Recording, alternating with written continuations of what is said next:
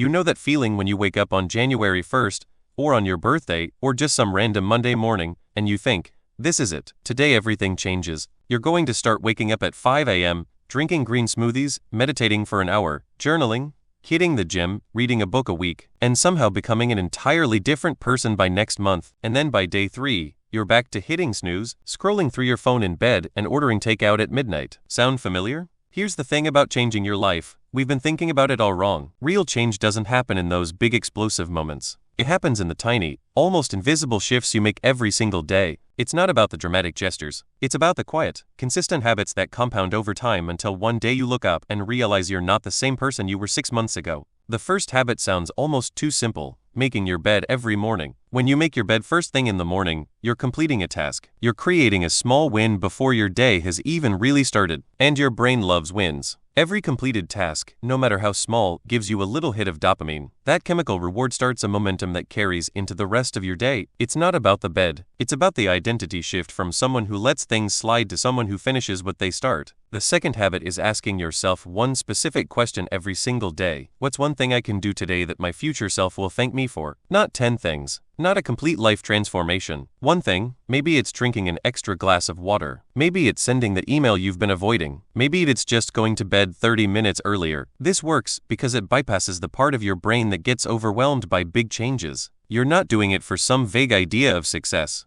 You're doing it for someone you actually care about.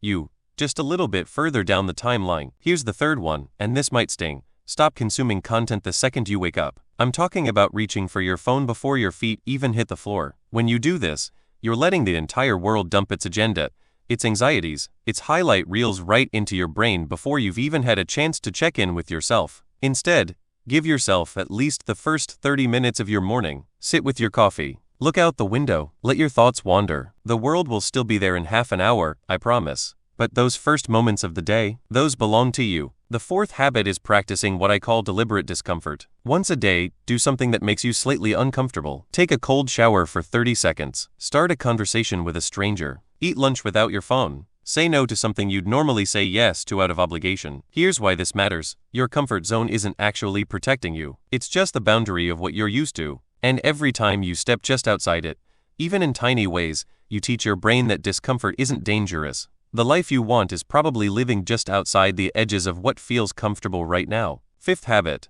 Spend time with people who are slightly ahead of where you want to be. Not so far ahead that you feel inadequate, but just a few steps further along. Here's what happens when you do this.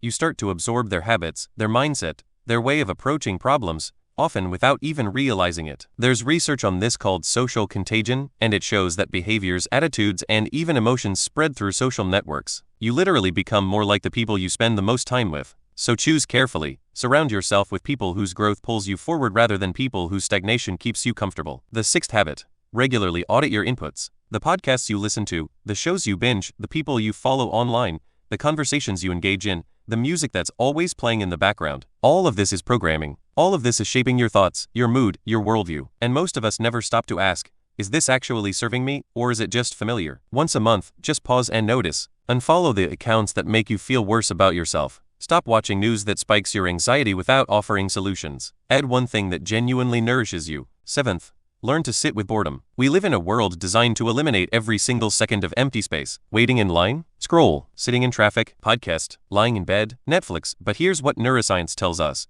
Boredom is where creativity lives. It's where your brain makes unexpected connections. When you never let yourself be bored, you never let yourself think. So practice it. Sit on your couch and just sit. The eighth habit. Move your body in a way that feels good, not punishing. I'm not talking about grinding through workouts you hate. I'm talking about finding movement that actually makes you feel alive. Dance in your kitchen. Go for a walk without a destination. Stretch on your living room floor. Play a sport you loved as a kid. Regular movement doesn't just change your body. It changes your brain chemistry. It reduces anxiety and depression as effectively as medication for many people. It improves memory and focus, but none of that happens if you force yourself into exercise you despise. Find what feels like play, not punishment. Ninth habit. End each day by writing down 3 things that went well. Not just good things, but things that went well because of something you did. Maybe you helped someone. Maybe you stayed calm in a frustrating situation.